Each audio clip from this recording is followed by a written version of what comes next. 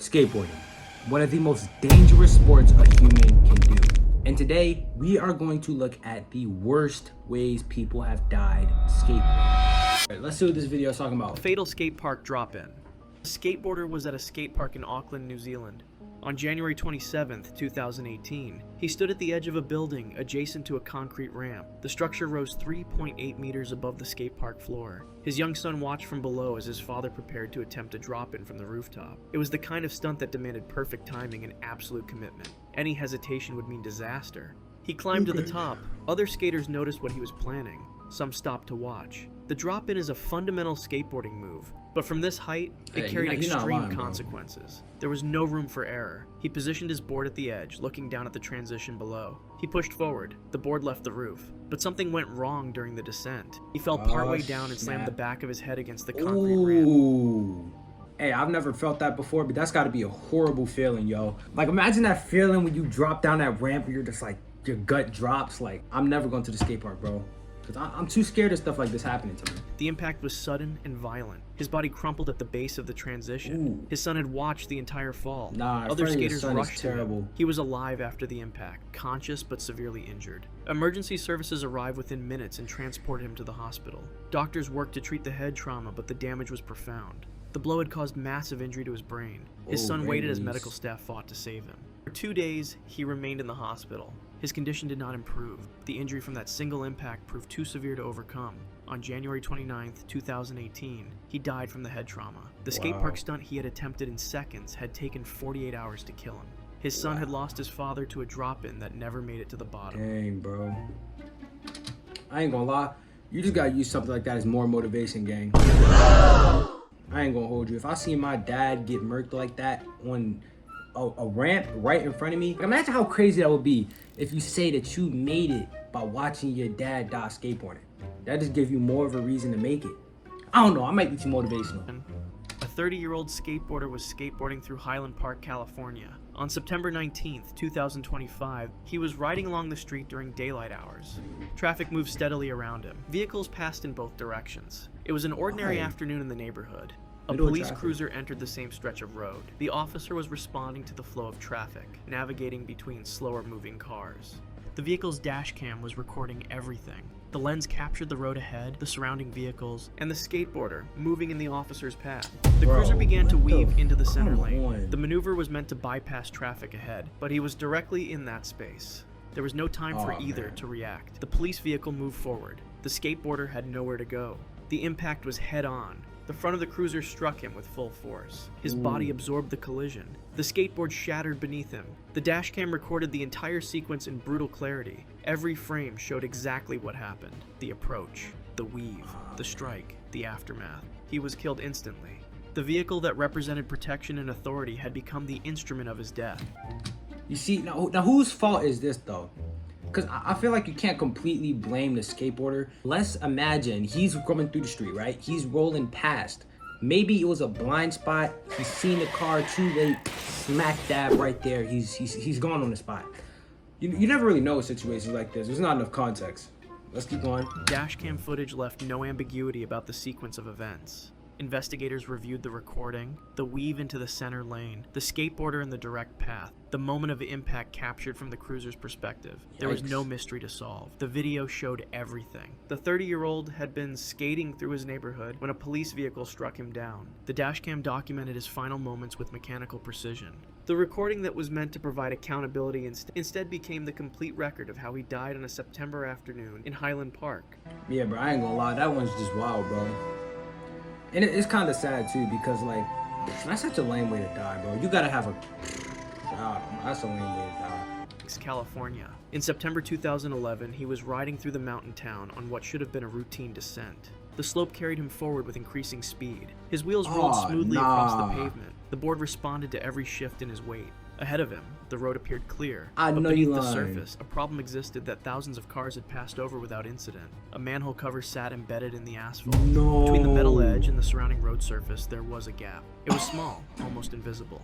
the kind of municipal maintenance issue that seemed way. harmless to larger vehicles. But skateboard wheels are different. They are narrow. Oh my they fit into gosh. spaces that car tires simply roll over. This is so bad. This has happened to me on such a smaller scale, but he's going down a huge mountain. Oh my God. I shouldn't be smiling, but this is terrible. His board continued downhill. The wheels reached the gap. In an instant, they dropped into the space between the road and the manhole cover. The board stopped completely. His body did not. Physics took over. His momentum carried him forward at full speed while the board remained locked in place beneath him. He was thrown from the skateboard. His trajectory sent him airborne. There was no time to break the fall. His head struck the ground with severe force.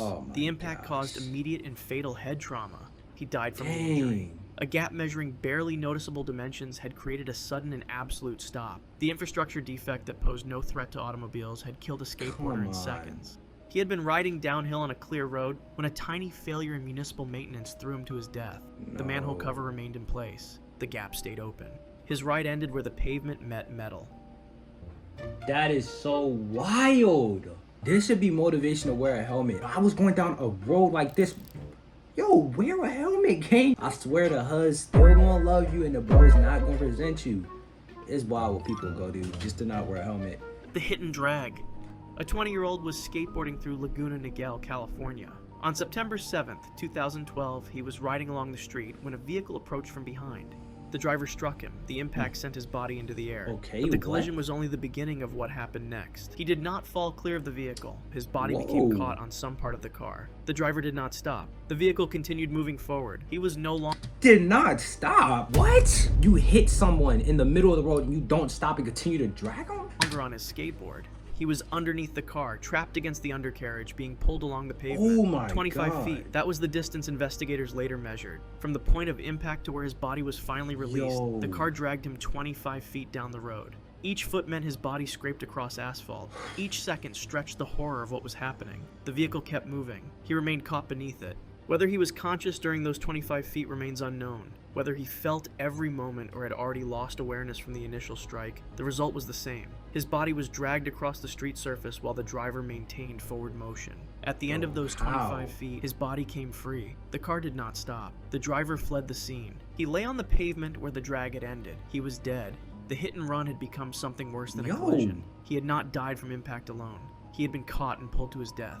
The 20-year-old was struck by a driver, dragged 25 feet, and left on the street. The person behind the wheel had fled. The skateboard remained behind. The measured distance told the story of how he died.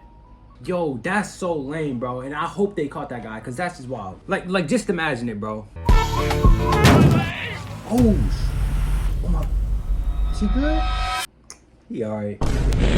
Like, bro, that makes no sense. Hate people like this. It like irks my soul. Isn't that considered manslaughter? Lame. That's lame. Motorized board failure. A 41-year-old was riding a motorized skateboard in Havelock, New Zealand. On January 26, 2010, he was descending a hill on the electric-powered board.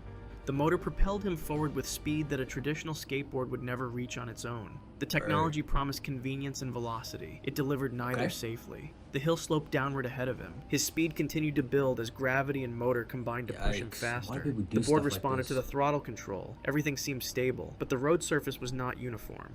Ahead, a patch of dirt sat on the pavement. The motorized board hit the dirt. The front wheels made contact with the loose material. In an instant, the board flipped. The sudden rotation threw him from the deck. He had no time to adjust. His body launched into the air. The concrete below waited to meet him. He fell backward. The back of his head struck the pavement with brutal force. The impact was direct and severe. There was no gradual injury, no prolonged suffering. The blow to the back of his skull killed him immediately. The motorized enhancement that was supposed to make skateboarding easier had accelerated him into a fatal crash. Bro, once again, no helmet. What's up with my culture, bro? A traditional skateboard might have slowed naturally on the dirt patch. It might have given him more control, but the motor had been pushing him faster than manual power could achieve. When the board flipped, that speed translated into a harder fall and a more violent impact. He was 41 years old when technology failed him on a hill in Havelock. The motorized skateboard that promised modern convenience delivered an ancient outcome. His head met concrete. The motor stopped. He died from the heavy blow that ended his descent. That's wild. The pre-dawn commute. An 18-year-old was skateboarding to work in Plainfield, Illinois. On October 6, 2025, he left for his job at 6:30 in the morning. It was still dark outside. The sun had not yet risen. October mornings in Illinois offered little natural light at that hour. He rode his skateboard in the traffic lane because there was no sidewalk or bike lane available on that stretch of road. Behind him, a car approached. The driver was traveling in the same lane. Headlights illuminated the road ahead, but he had no lights on his skateboard. He wore no reflective clothing. In the pre-dawn darkness, his visibility was limited. The driver continued forward. The distance between the car and skateboard closed. Bro, there was no brake light, no swerve, no warning. The vehicle struck him from behind at full speed. He had no warning, no chance to move aside, no moment to realize what was coming. The rear strike hit him completely. His body absorbed the impact. The skateboard shattered beneath the car. He was killed instantly. The driver stopped after the collision. Later, the driver would claim they had not seen him before the impact. Whether that statement was true or simply an excuse, the outcome remained unchanged. An 18-year-old commuting to work in the dark had been struck down from behind. He died before his workday began. He had been doing what thousands of people do each morning, traveling to their job in the early hours. The darkness that made his commute possible also made him invisible to the driver approaching. Bro, this gotta be cap. I feel bad for this one specifically. These people have to be lying. There's no way you didn't see him in front of you with all this darkness surrounding him. It doesn't matter what he was wearing. You had that scene. This a lot. This a lot. This a lot right here. There's no way. I don't know. This guy's lying, bro. That's murder. From behind. His skateboard had carried him partway to work, a car traveling the same to the driver approaching from behind. His skateboard had carried him partway to work, a car traveling the same road had finished his journey permanently. He never reached his destination. The truck underslide. Crazy. A boy was skateboarding in San Francisco, California. On April 2nd, 1997, he was navigating city streets on a board meant for play. Traffic moved through the urban environment around him. Cars, buses, and trucks shared the same roads where he rode his skateboard. A truck was traveling on the same street. The vehicle's clearance sat high enough that smaller objects could pass underneath. Skateboards are low profile by design. They ride close to the ground. Their wheels barely lift the deck above the pavement. For a boy on a skateboard, that low position created a danger that would not exist for someone taller. His skateboard began to slide beneath the truck. Oh, no. The board fit easily into the space under the vehicle. His small body followed the path his skateboard had taken. He went under the truck. There was no barrier to stop him. No height to prevent the slide. His size, which should have meant safety in its smallness, instead made him vulnerable in a specific and terrible way. The truck's wheels could not stop in time. His head was caught beneath the vehicle. The weight of the truck crushed him. Oh, no way. Come on. Injury was immediate and absolute. There was no gradual harm, no chance for rescue. The boy died under the wheels of a truck on a San Francisco street. The skateboard that represented play and freedom had carried him into a space where his body could not survive. An adult would have been too tall to slide underneath. A teenager would have known better than to let the board go that direction. His skateboard went under the truck. He followed. His head was crushed. The fatal... Oh my gosh. Alright, this got way too dark. This is wild. I don't know what to say, bro. R.I.P. That's that little boy's soul, bro. Little bros, y'all are not skating in the middle of the street if you ever see it. The fatal skitching stunt. A 19-year-old was in St. Paul, Minnesota with a friend who was driving a car. On October 14th, 2014, he decided to attempt a stunt called skitching. The practice involves grabbing onto a moving vehicle while riding a skateboard. No. The car provides the speed. The skateboarder holds on and gets pulled along. Okay, that's actually It was a maneuver meant to impress, performed between friends who thought they understood the risks. He positioned himself on his skateboard next to the car. His friend sat behind the wheel. The vehicle began to move. He reached out and grabbed the side mirror. His grip tightened. The car accelerated. He held on as speed built beneath his wheels. For a short distance, the stunt worked exactly as planned. He was pulled forward, riding the momentum the car provided. The speed continued to increase. He held on to the mirror for several seconds. All right, now the distance grew. Then came the moment when he had to make a choice. He let go. His hand released the mirror. The connection between the car and skateboard severed. He was moving at velocity his board was never meant to handle on its own. The skateboard became unstable immediately. At that speed, control was impossible. He fell.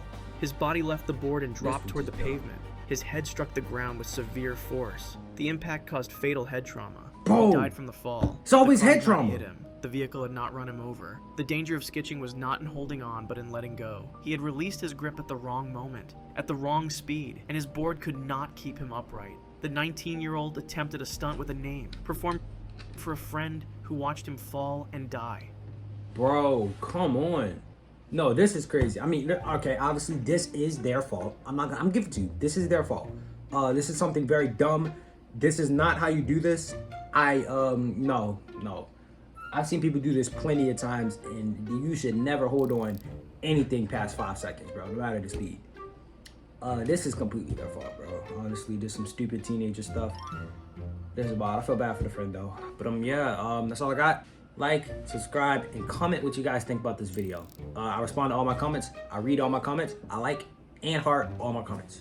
So yeah. Skate more, wreck less. Peace.